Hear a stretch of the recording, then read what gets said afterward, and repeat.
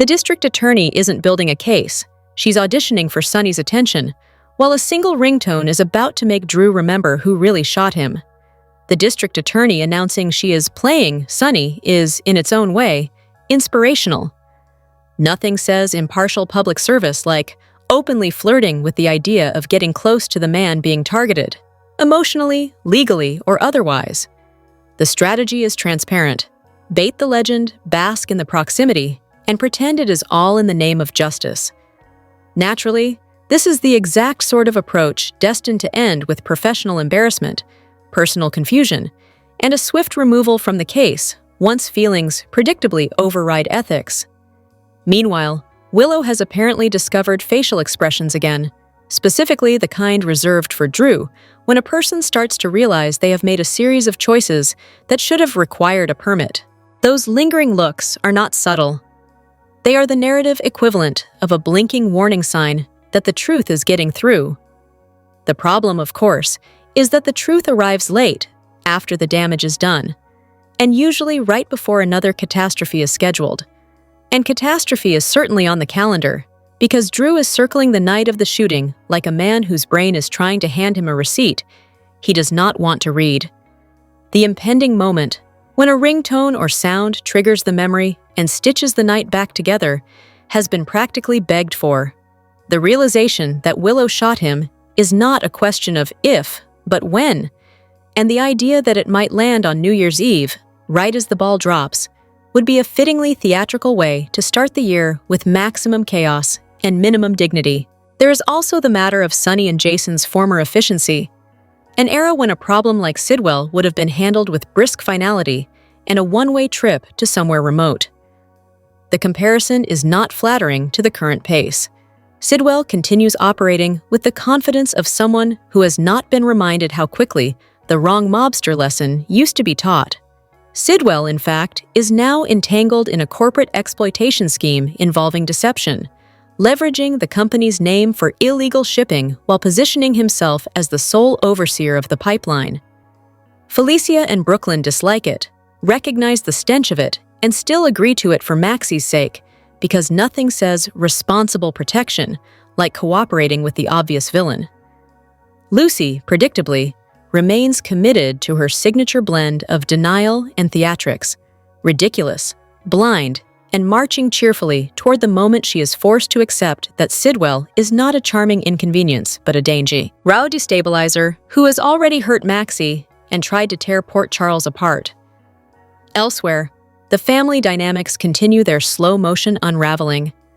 Michael, with Christina's help, informs Wiley that Willow has married Drew, an announcement that lands exactly as it should, poorly. Wiley then makes the rare and refreshing move of expressing a clear preference. He does not want to live with Drew and would rather stay with Michael. The child also notices the insult baked into the wedding itself. Wiley and Amelia were not even present. It is difficult to sell new family rhetoric when key members are excluded from the ceremony like inconvenient props. On the legal front, Nina detonates a familiar pattern, saving Willow by sacrificing someone else. Portia is thrown under the bus, and Curtis is furious, understandably. The motivation is not mysterious. The protective instinct is obvious. The method remains corrosive. It is the sort of choice that buys temporary relief at the cost of long-term fallout, ensuring that everyone involved will eventually pay in full with interest. Alexis, at least, delivers a rare dose of competent realism. Willow should not testify. Putting her on the stand would not read as misunderstood. It would read as guilty as sin. The risk is not hypothetical. It is guaranteed. Even Drew seems to know the truth in the quiet parts of his mind. Willow could have shot him. The resistance is not about logic. It is about denial, because accepting reality would require admitting that devotion has been misplaced. Then comes the procedural whiplash. Nathan, apparently resurrected and back in uniform without anyone bothering to ask for a coherent explanation, arrests Curtis. Portia, now bracing for scrutiny tied to the night Drew was shot, tells Isaiah she may have to disclose their relationship because authorities could start asking questions. Nina rushes to Alexis with the news that Curtis being brought in may spare Willow from testifying, because nothing steadies a case like shifting the target. And hovering over everything is the baffling logistical question that refuses to go away. Anna is being held at Wyndemere, has a form of blood cancer, and requires weekly transfusions. How exactly is that happening? The situation is not merely dramatic, it is medically specific. If transfusions are not occurring, the scenario collapses into nonsense. If they are occurring, then someone is supplying them, meaning there is infrastructure, complicity, and a trail that should be impossible to ignore. In short, a prosecutor plays games with a mobster. Corporate villains commandeer a cosmetics brand for illegal shipping. A child shows more clarity than the adults responsible for him, and the central shooting mystery waits for a conveniently timed ringtone to detonate the truth. The plot moves forward, yes, just not with the efficiency or sanity anyone in Port Charles pretends to value. They want you to believe this is a mystery. It's not. It's a stalling tactic with dramatic lighting. The latest episode managed to deliver its usual cocktail of narrative confusion, character whiplash, and dialogue that apparently wandered in from a different script. Alexis, for instance, casually drops the line, "Fred and Nathan back from the dead," which is either a startling resurrection twist or, far more likely, a production goof that slipped past everyone whose job title includes the word continuity. The moment lands less like intrigue and more like evidence that no one is keeping track of what anyone is saying anymore. Meanwhile, the shooting storyline continues its slow, joyless crawl. Curtis is hauled in for questioning over Drew's shooting, and the show expects this to feel suspenseful rather than exhausted. The plot has been stretched so thin it could qualify as set dressing, and it has long since crossed the line from slow burn mystery into administrative paperwork with background music. Naturally, the story keeps tossing out possibilities to simulate momentum. Wiley, improbably, begins to look like a candidate: means, motive, opportunity. Because nothing says compelling drama like implicating a child to keep an overextended plot alive. The logic goes something like this: Willow would do anything for her children, so perhaps she would hide that Wiley shot Drew, while Michael and Tracy would quietly do the same. It is not a theory built on evidence, so much as a theory built on the show's insistence that everyone must be capable of everything at all times. Adding to the chaos is the simple question of mechanics. How exactly did Curtis get Edward's gun to shoot Drew? It's presented like a detail that matters, which is adorable, considering how little else is being treated like it matters. Then there's the unsettling notion that Drew may actually remember who shot him, followed immediately by the convenient possibility that he shut it down because the answer might be Willow. Shock flickers, the moment is played off, and the mystery machine trundles onward, because resolution would be far too disruptive to the pacing strategy of never. As if one bloated plot were not enough, the show also dangles identity swaps and legacy villain paranoia. Could Pascal be Faison? In a world where the dead are apparently name-dropped as if they're merely late for brunch, nothing is off the table.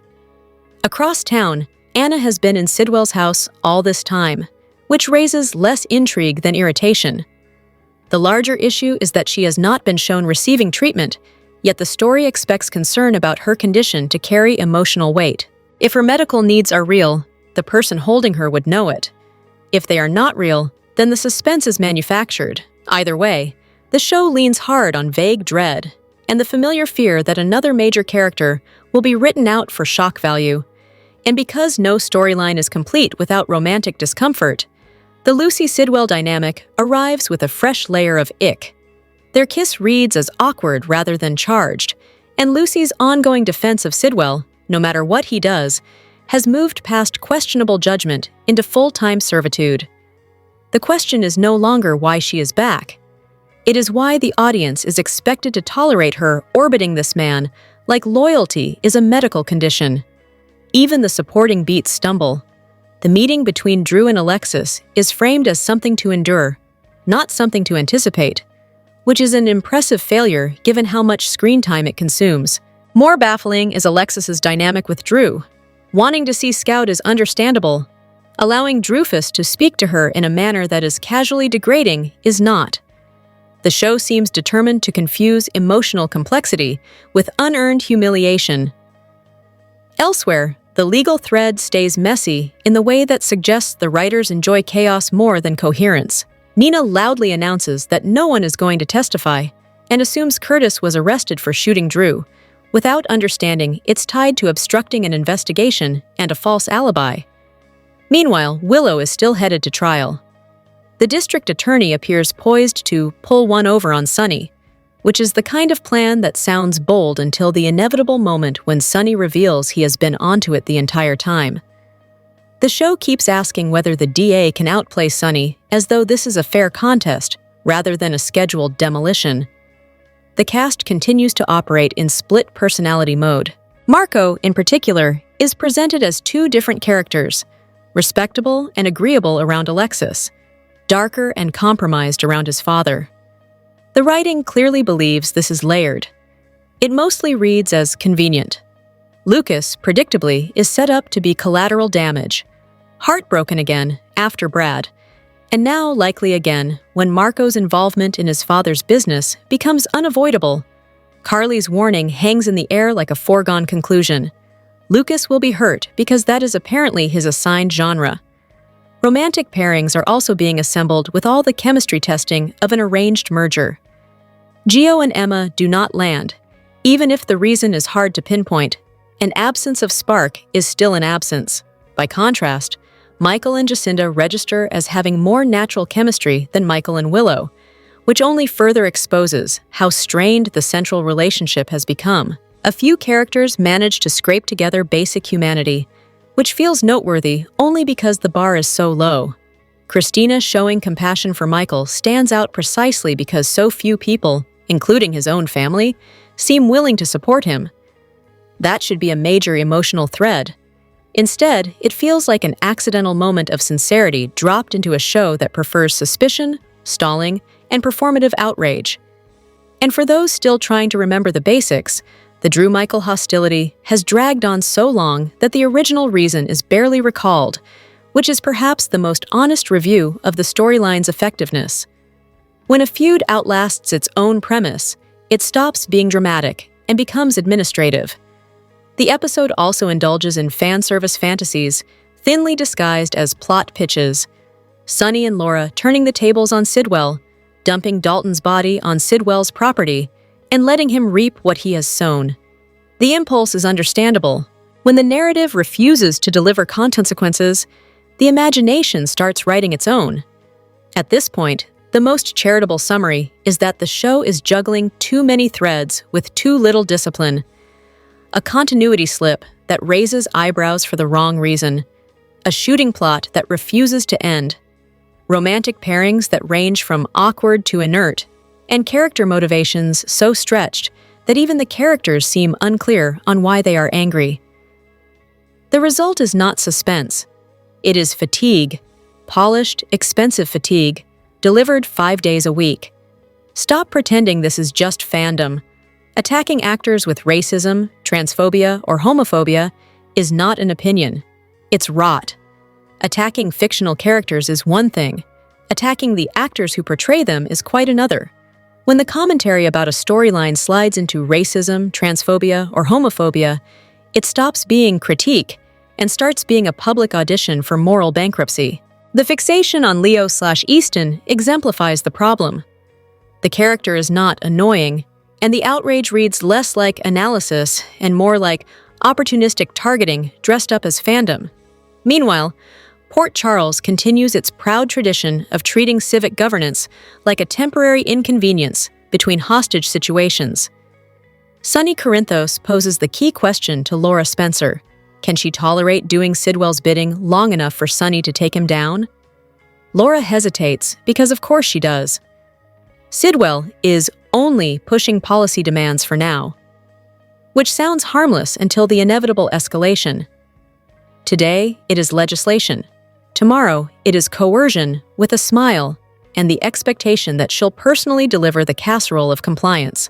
Sunny's response is classic protagonist entitlement. There is time before Sidwell pushes too far.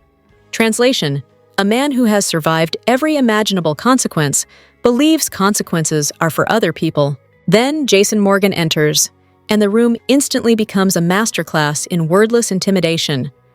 No speeches, no theatrics, just the silent assurance of someone who regards legal boundaries as a decorative suggestion.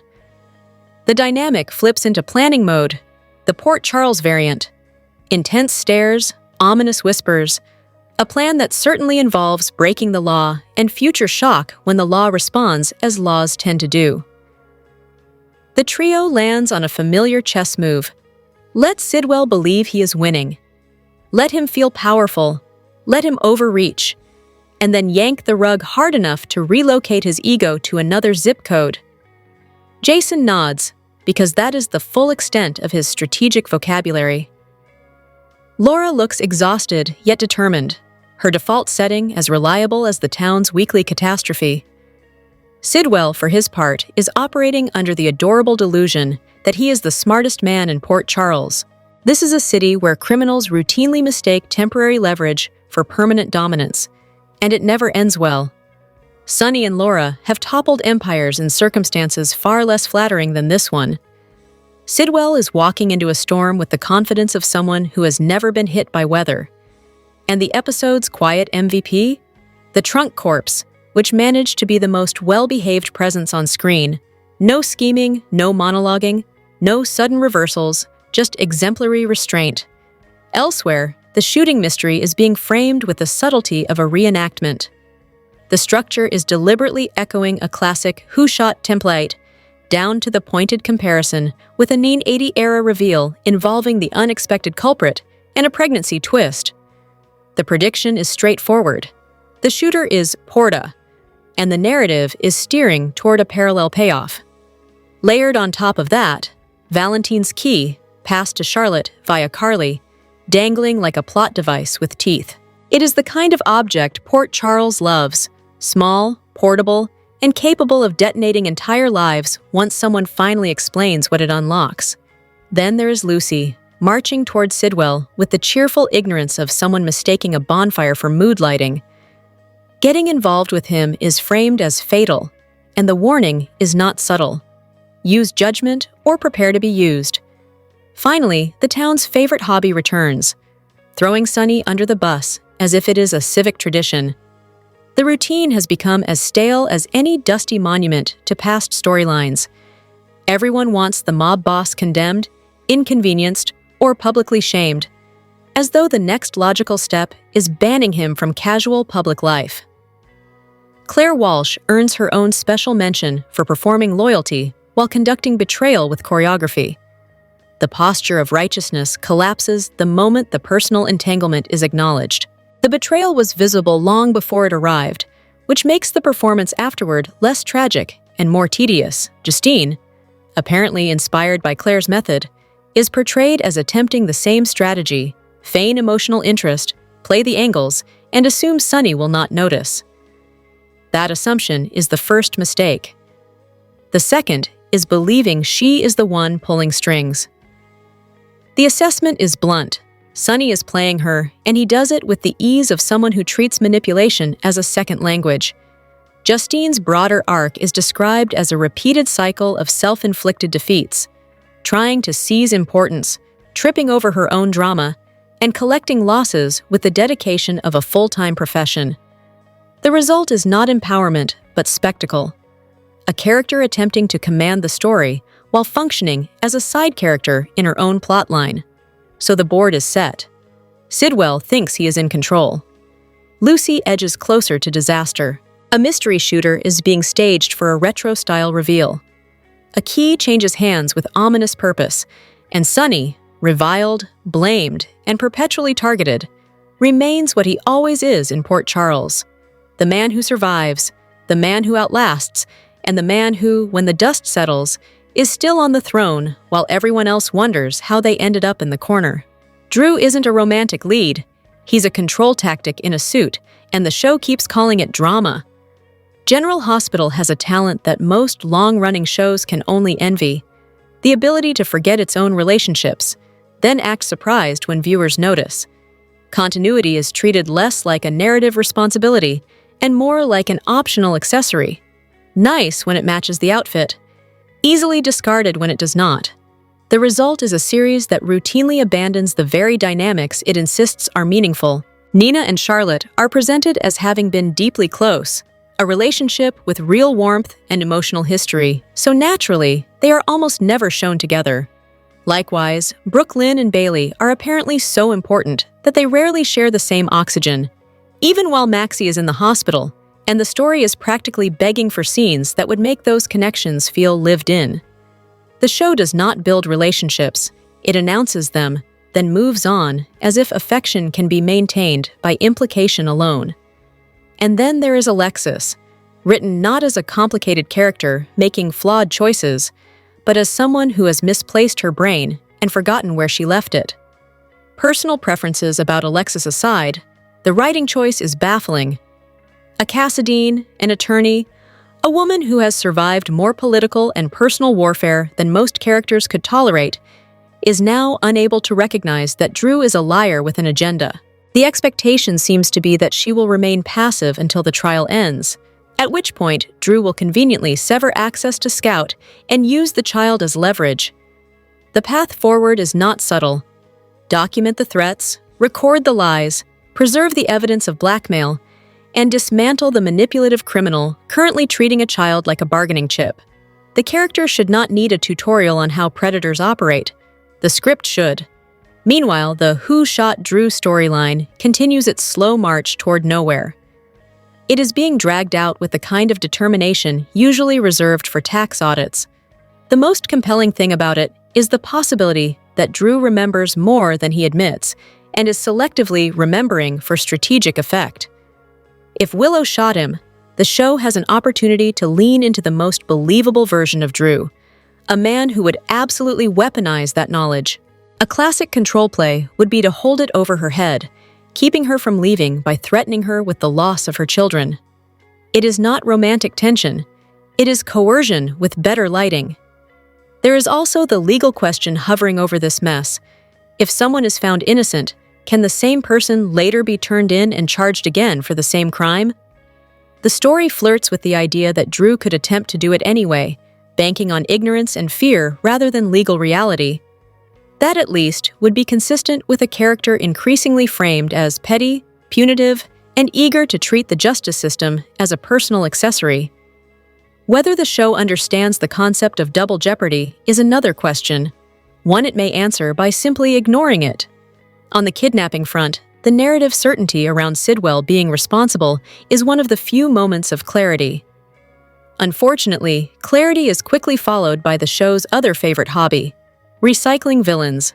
The speculation that Sidwell could be Faison, via face alteration, because apparently no one in Port Charles believes in dental records, is precisely the kind of melodramatic escalation the series loves.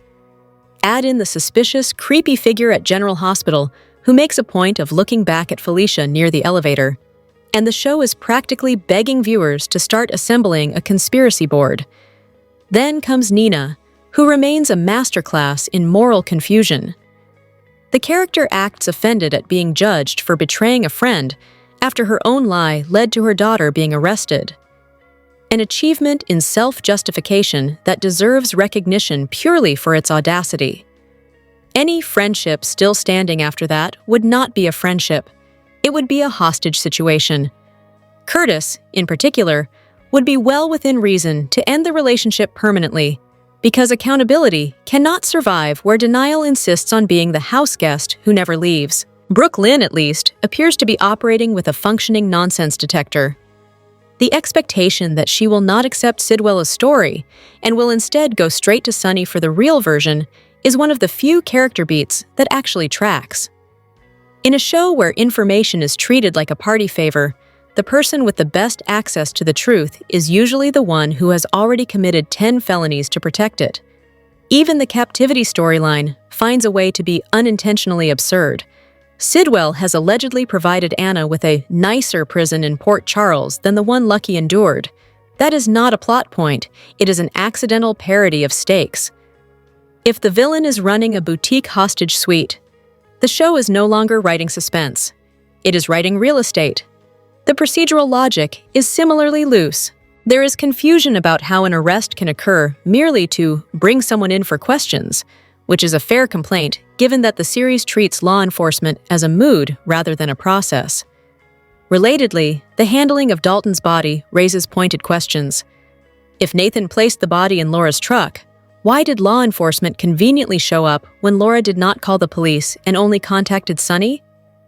Either someone is being set up, or the plot is sprinting past basic cause and effect. Money, too, is treated as whatever the scene requires. Willow, surrounded by wealth on all sides, is still framed as if she is scraping by. A $5 million sum is dangled, refused, and then assumed to be handed over anyway.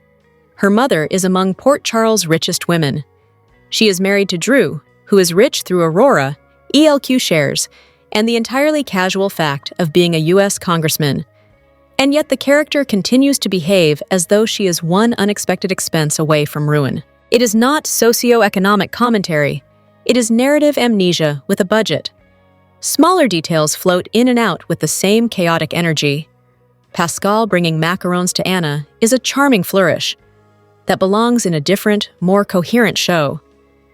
The mention of the other lab being on Spoon Island is exactly the kind of gothic breadcrumb this series enjoys dropping. Ominous, specific, and likely to be ignored for 6 months until it is suddenly crucial. Marco's role is another example of the show's moral choreography. The character is suggested to be neutral in his father's business, until, predictably, he is revealed as devilish and fully aligned, because the series cannot resist protecting its sacred cows. Carly and Sonny are treated as narratively immune.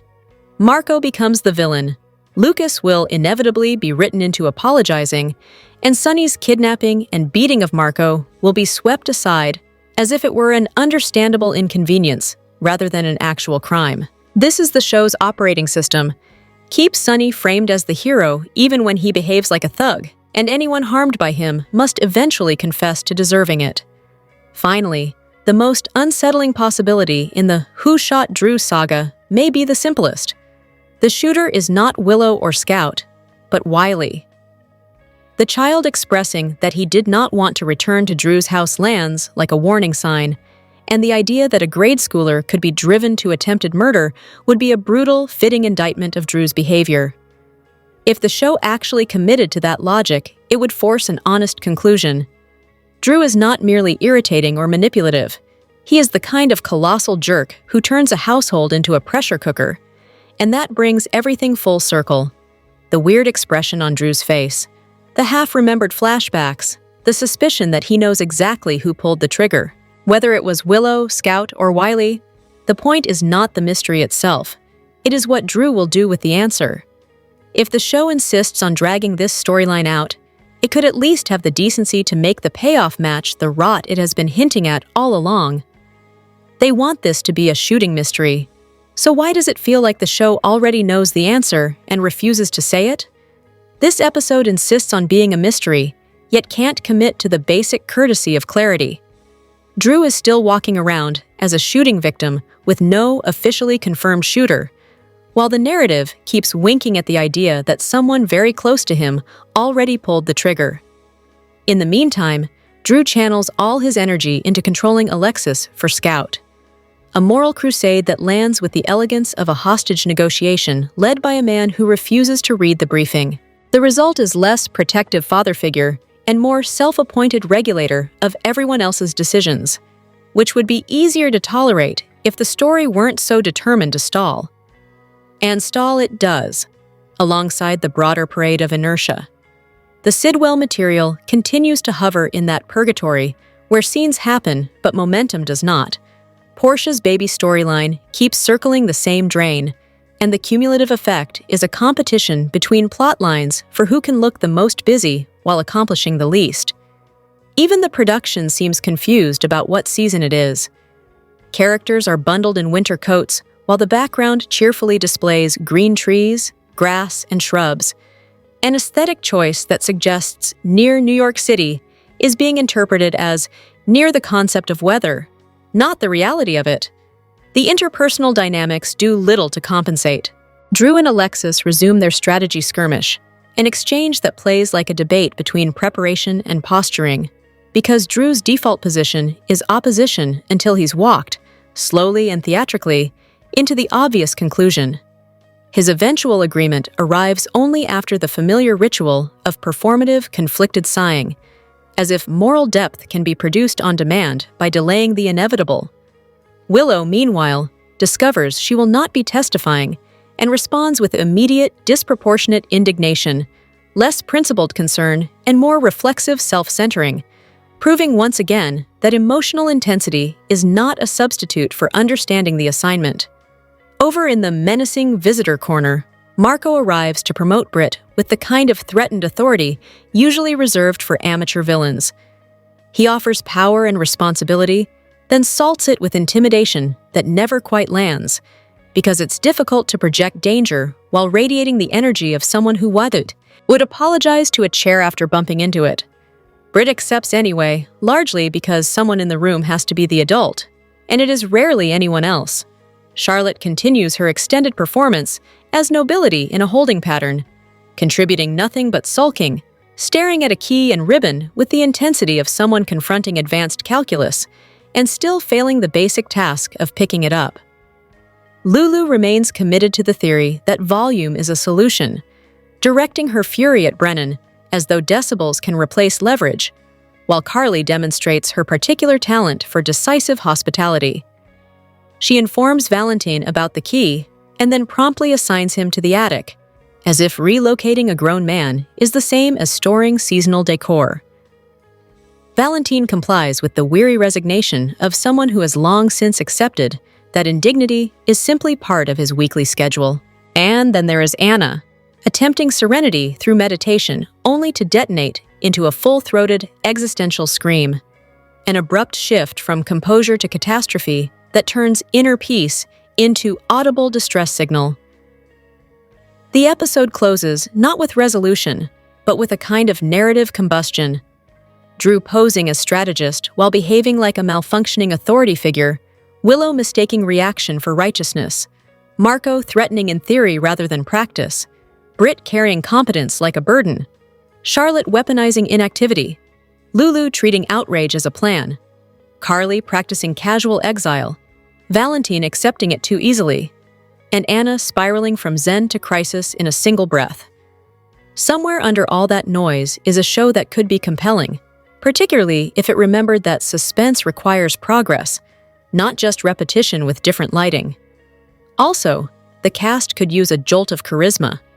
The absence of more engaging figures is felt, and not subtly. Stop calling this a mystery! It's a hostage plot with better lighting. Sidwell is no longer operating as a mere nuisance. He is now behaving like a full-service calamity, with a tailored suit and a long memory. The disappearance of Anna looks less like a mystery and more like a scheduling issue, conveniently timed after Pascal confronted Curtis and suspiciously aligned with Sidwell's habit of solving problems by making people vanish. The prevailing assumption is simple. Sidwell has Anna, and the only remaining question is whether she is being held at Wyndemere, because of course it would be Wyndemere, the franchise's luxury venue for captivity, melodrama, and conveniently isolated confrontations. And then there is the matter of the cookies. Nothing says sinister imprisonment like a man who transitions seamlessly from offering baked goods to guests to somehow having the same pile available to tempt a hostage. Either the logistics are absurd, or the show is quietly auditioning Sidwell for the role of unsettling hospitality mogul. Anna's location, meanwhile, gets treated like a haunted real estate listing. Spoon Island, Wyndemere, the horror mansion. The geography is less narrative clarity and more gothic roulette. The speculation even wanders into the truly inspired, Lucy marrying Sidwell and ascending as Lady of the Mansion, thereby upgrading herself from comic chaos agent to accomplice in a kidnapping.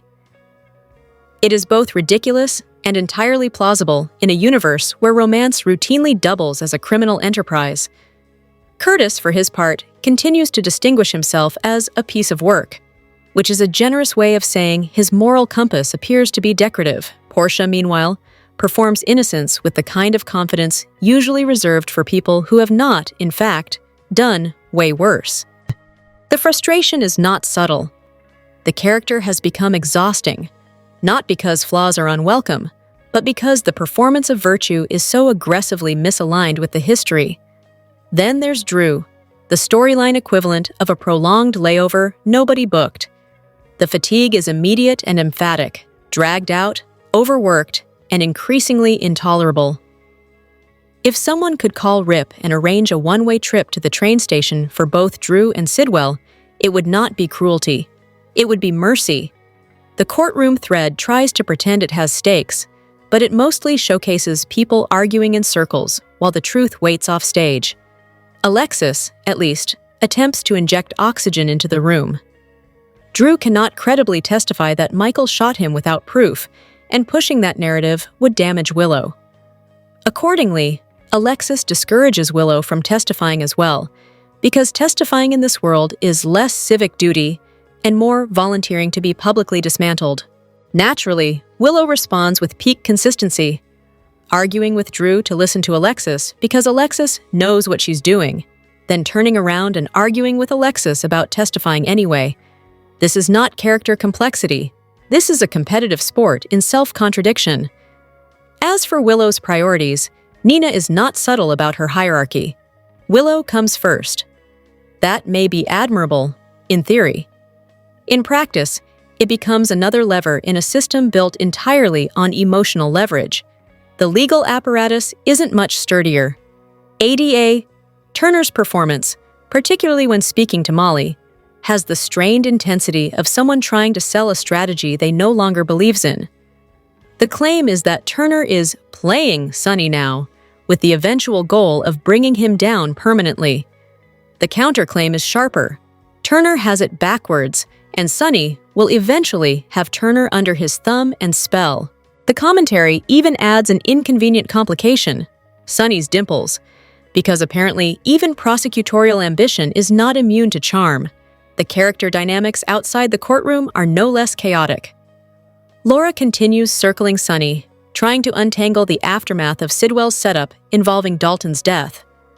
Sonny claims Sidwell has Laura's DNA on the murder weapon, a detail that conveniently escalates the pressure and keeps everyone trapped in strategic obedience. Sonny's plan, selling his peers to Sidwell and doing Sidwell's bidding until an upper hand emerges, gets framed as a grim rerun of past triumphs, a nostalgic promise that the old trio energy will eventually return. Laura, Luke, and Sonny taking down the monster of the season in due time. It is a comforting story, and it may even be true, but it is still a story told by a man who specializes in turning survival into a business model. Marco complicates the landscape by leveraging Sidwell's name as a blunt instrument against Drew and Britt, suggesting he enjoys power a little too much for anyone's comfort. The disappointment is pointed. Marco was expected to be one of the good ones. Instead, he is playing nepotism roulette. Lucas, caught in the blast radius, draws sympathy, and the verdict extends beyond him. The sentiment is not that one person should fall. It is that he and his father should go down together. Valentine's subplot offers a rare moment of tactical competence, manipulating Carly into leaving Charlotte a clue to stay put. Lulu, however, immediately drags the storyline back into emotional overreach by unloading blame onto Jack, insisting he should not burden Charlotte with guilt about Valentine's escape or possible death, while simultaneously blaming Jack outright. The hypocrisy is not even masked. Lulu is described as sickening, which is not a critique of vulnerability, but of relentless sanctimony delivered with maximal collateral damage. Kevin's return raises suspicion, not reassurance. The vibe is weird, and the implication is that Ryan may be involved, because nothing says stability like a character re-entering the story with an aura of unsettling familiarity. A few stray notes sharpen the overall picture. Anna's presence, when it appears, is a relief, and Emma's message from her reinforces what everyone already suspects. Anna is still being held against her will. Mac's return is welcomed, a reminder that the show can still deploy grounding presences when it chooses. And then, a practical annoyance cuts through the drama with surprising force. The habit of using cast names in profiles is described as desperate, attention-seeking, and transparently thirsty for clicks and follows. It is an unglamorous complaint, but in a landscape overflowing with manufactured identities and performative fandom, it lands as a rare moment of clarity. Finally, a wish emerges that sounds less like plot preference and more like a plea for functional storytelling. Use Britt Westbourne as a credible path out of Sidwell's control. Let her tell Jason and the authorities what she knows. Create a mechanism that resembles logic. The irony is that the most sensible solution is sitting right there, waiting for the writing to remember that characters can do things other than posture, accuse, and spiral. In short, Sidwell is escalating. Anna is likely captive on the franchise's favorite haunted island property, and nearly everyone else is either lying, grandstanding, contradicting themselves, or dragging out a storyline long past its natural lifespan. If the goal is tension, it is succeeding. If the goal is coherence, it may want to stop offering cookies and start offering answers. General Hospital spoilers are in for Thursday, December 11th, 2025. In tomorrow's episode, fans can expect Molly Lansing Davis to share a secret. Nina Reeves gets an eyeful. Plus, Jacinda Breckel and Michael Corinthos share a close moment. Keep reading, and let's talk about what is coming up in the ABC soap opera. Let's start off with Willow Tate Kane. The woman insisted on being able to testify at her own trial. Alexis Davis didn't think it was a good idea, but Suzanne suggested they give it a try with a mock jury. However, there is a glimmer of hope in Willow's situation. Nina just burst in the door to announce that Curtis Ashford has been charged with the crime. In a preview clip, Nina tells her daughter that this changes everything. It is also teased that Nina will get an eyeful. It sounds like she catches two people in a close moment.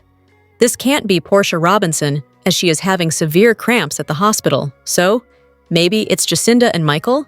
It is teased that the couple continues to get even closer. At the hospital, Portia will be rushed to a room. Britt Westbourne assures Portia that everything is going to be okay, that she is right there. Could Portia end up confiding in Britt about the truth of her situation? As for Trina Robinson, she opens up to Kai Taylor. After Curtis's arrest, Trina says she doesn't know her parents like she thought she did. This feeling might intensify once Trina learns that Portia doesn't know the paternity of her baby. General Hospital spoilers for tomorrow's episode reveal that Curtis might be in jail. However, he tells Jordan Ashford that he has a plan, but needs her help. As for Molly, she shares a secret with someone. Is this about Britt and Cody Bell? Cody doesn't even know that Molly saw the dance, or him pushing Britt away. Until they talk about it, nothing is going to get resolved. Or could this be about Justine Turner's plan to take down a villain? Plus, Drew Kane gets a shocking offer. Which storyline are you looking forward to seeing the most on Thursday, December 11th, 2025? General Hospital spoilers gush. Willow Tate and Drew Kane are man and wife now, and as some would expect, that may mean children are in their future. That being said, most of us have some questions about the plausibility of that, especially given Willow's history and her current plight. In addition, we now know that Willow isn't actually in love with Drew, but that doesn't mean she's not seeking to destroy the man the same way he destroyed her. Would she be willing to take that gamble with a child in tow, knowing she could lose this fight? It might not require the investment that you think. Let's take a few steps backward here and recall that Willow went through a pretty severe cancer experience. While it was Liesl Obrecht's bone marrow, essentially delivered by Drew, that ultimately saved her life, Willow also endured multiple other cancer therapies that could have rendered her infertile after she gave birth to Amelia Corinthos. So in short, we don't know if Willow can even get pregnant now, and she and Drew have never spoken of having more children. Of course, so much of the focus has been on trying to secure custody of the two she already has. Speaking of Amelia and Wiley Corinthos, Michael Corinthos has them under lock and key right now, and most of Willow's conversations with Drew about their future only mention Emily Scout Kane in them. If you recall, Willow first became mother to Wiley when Michael asked her to adopt him. She was a major player in the move to protect him from his biological mother, Willow's twin sister, Nell Benson Jerome. Could this time around be similar? Might Drew ask Willow to step it up and be more than Scout's legal guardian, but her adoptive mother in light of Sam McCall's death? It could be part of Drew's plan to stick it to Alexis Davis and the other Davis girls even more by signaling that he's wiping out Sam's memory a tad more. He's that type of guy. But given how quietly Willow appears to be setting the stage for payback, we suspect she could gleefully take on the role of being mom to Scout, just to stick it to Drew in the end.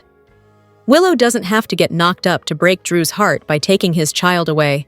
She could just take Scout as soon as she finds the means to get him locked up. Or worse. In the end, we'd like to think she would place Scout in Alexis' care if that were the case, but time will tell. What do you think Willow has up her sleeve? General Hospital spoilers leak. Drew Cain is almost everyone's most hated character on GH these days, and has been for some time, if I'm being honest. Much of the fan base feels he cannot be redeemed at this point, and needs to somehow be written off the show. As much as it pains me to say it, I've thought the same. Of course, we're seeing GH writers make some pretty impressive moves over the years to make us fall back in love with a character all over again after we thought they were a literal monster. We've also grown to love some of the monsters for just being who they are. Regardless, with Willow Tate being Emily Scout Cain's legal guardian, it wouldn't be impossible for Drew to just up and die, right? She's got good people in her corner to raise her up right in his absence. But there may be more clever avenues ahead for Drew yet. Drew has made his bed, and it might be time that he finally lies in it. We know that time must be coming soon. Will karma catch up with him for all of his wrongdoings? Somewhere along the way, this guy lost his way. He went from being the former Navy SEAL who was father to Oscar Nero Quartermain and grieved his death, and the guy who helped save Willow's life, to a monster who tried to destroy the Quartermain family crypt, broke up his nephew's marriage, stole the Q's family heirlooms, and left Ned Quartermain to die as he suffered from a massive heart attack. Surely, his destiny isn't a happy ending. In my 3+ decades of being a GH addict, I am not sure I recall any character being more loathed among the fans than Drew has been for the last 2 years. His relationship with Carly Spencer is such a distant memory now, as everything about him seemed to spiral out of control since that point. Not that she's at all to blame. Carly saw the writing on the wall and tried to warn everyone. Back then, some fans even took his side. They're probably eating crow now. Kos? User at TamjinFan shared, "I've never wanted a character gone more than him. I hate everything about him." That about sums up what I'm hearing from everyone I know. If I may offer an alternative explanation, I don't think Drew's previous 18 months needs to wipe out his entire history on the show. We just need a reminder of who Drew used to be. The audience needs to be warmed up again. If they did it with the likes of Stephen Cassadine, Britt Westbourne, and now even Rick Lansing, they can do it for Drew. We might need a reprieve, which could be a staged death, or a move to Washington, D.C. that gives us time to forget. Like it or not, Drew has many ties to the town, and he is Jason Morgan's twin brother. General Hospital spoilers and updates for Wednesday, December 10th. Tease Jen Sidwell is on to his next scheme, while Michael Corinthos confides in Christina Corinthos Davis. Also, Nathan West makes an arrest, and Anna Devane is trapped and livid. General Hospital spoilers for Wednesday, December 10th. Note that in the preview for tomorrow's show, Sidwell has assembled the Deception Ladies, and it sounds like he has a scheme in store for the company. He declares that he has come up with a way to reinvigorate deception. Lucy Coe, Brooklyn Quartermain, and Felicia Scorpio don't look impressed. In the meantime, Drew Cain will still be at Alexis Davis' house during the December 10th episode, as he tries to be convincing about pushing Michael as his shooter. In the preview, Alexis's assistant, Suzanne E., looks doubtful, as do Alexis and Willow Cain. He insists loudly that there's no way a jury wouldn't believe that. He and Alexis just argued over his pushing Michael as his shooter. She told him it's her job to get Willow exonerated, not to convict Michael. Still, Drew's got a beehive full of bees in his bonnet about making sure that Michael goes down, whether in fact he's guilty or not. At the hospital, Isaiah Gannon tries to be reassuring to his lover, Portia Robinson. He says he'll handle the consequences, whatever they are. Portia has gone into panic mode, and it could be either about her pregnancy and how she will tell him, since Curtis Ashford already knows, or it could be about Drew's shooting. But from this context, It sounds like they may be discussing Portia's alibi for the night that Drew was shot. Even though she assisted in Drew's surgery that night, she's still a suspect.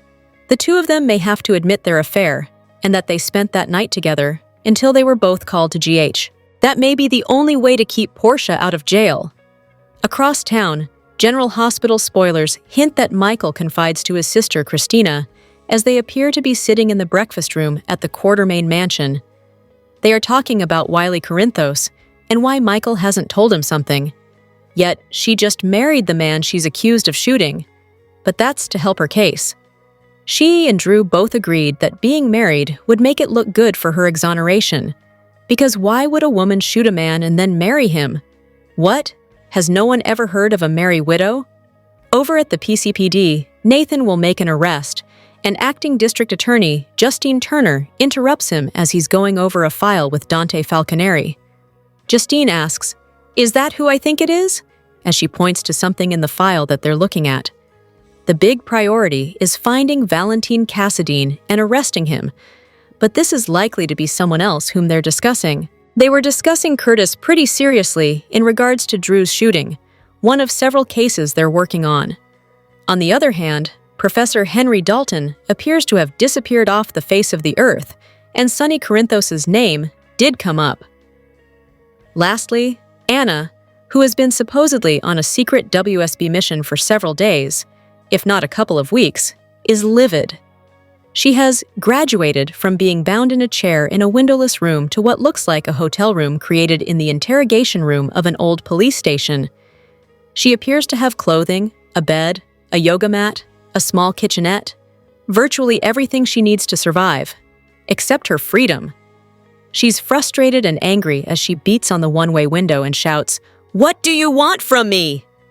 General Hospital spoilers and updates suggest that Pascal might be keeping Anna Devane captive for Jen Sidwell. This potentially answers the question of who the kidnapper is for GH fans. There are definitely significant clues indicating this possibility, so let's discuss them. The preview video for the week spanning December 8-12 reveals what seems to be a man dressed in a suit and formal shoes. This mysterious figure appears to be making his way into the room where Anna is being held against her will. Judging by the man's slender physique and the style of his suit, it certainly gives the impression that he could very well be Pascal. It seems plausible that Pascal has taken Anna captive on behalf of Sidwell and has been acting as her captor ever since that fateful moment. From Sidwell's perspective, Anna was certainly prying into matters that were none of her business. Sidwell was undoubtedly keen on preventing Anna from delving any further into the intricacies of César Faison's final project, which may have prompted him to take extreme measures to silence her. Additionally, we should take into account the timeline surrounding Anna's abduction and the subsequent appearance of Pascal. Anna was rendered unconscious with chloroform in her vehicle and forcibly taken into captivity on November 5th, just one day before Pascal reemerged as Sidwell's butler on November 6th. It's clear that Pascal is someone who follows Sidwell's orders without question, suggesting that he may have kidnapped Anna prior to commencing his duties as a butler. This theory aligns perfectly, especially now that the latest promotional material hints at Pascal keeping tabs on Anna wherever she is being held. Additionally, it's worth noting that when Anna was initially abducted, she heard a voice over a speaker that seemed to sound like Faison's. What if that was actually Pascal, slightly modifying his accent to manipulate Anna? Of course, it's also feasible that AI was employed to convince Anna that Faison had somehow returned. But it appears Pascal is entangled in this situation regardless. There's a strong possibility that Sidwell is indeed the mastermind behind Anna's kidnapping, and that he's enlisted Pascal to carry out his nefarious plans. General Hospital spoilers indicate that Sidwell will present a proposal for someone to ponder later this week, so could he utilize Pascal to convey it to Anna?